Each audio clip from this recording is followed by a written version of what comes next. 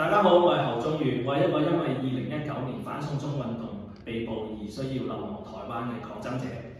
我過去曾經積極參與香港大大小小嘅社會運動，由2014年嘅雨傘革命、2015年之後嘅光復屯門、上水等等，2016年嘅雨傘革命、2019年嘅反送中活動，甚至每年嘅六四集會、七一遊行都未曾斷過。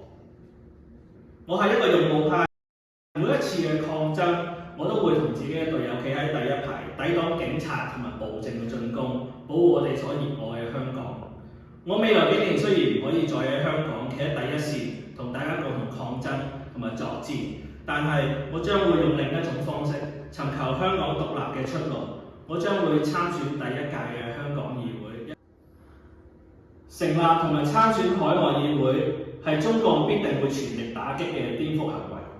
而我哋香港議會嘅參選人都有十足嘅覺悟，直面人身安全嘅威脅，我哋將會正面對決，請放馬過嚟。無論係光復香港時代革命、煲底見同埋香港獨立，對我嚟講都唔係一個口號，而係一個充滿希望香港未來可行嘅方向。但係究竟點樣光復香港？光復一個點樣嘅香港？我哋喺海外嘅手足點樣煲底見？我哋點樣翻到去香港？香港究竟點樣獨立？獨立要有啲咩咁嘅條件？甚至有自己嘅軍隊保護自己？呢啲問題將會喺未來一屆嘅香港議會逐步揾出自己嘅答案。天下咧就冇免費嘅午餐嘅。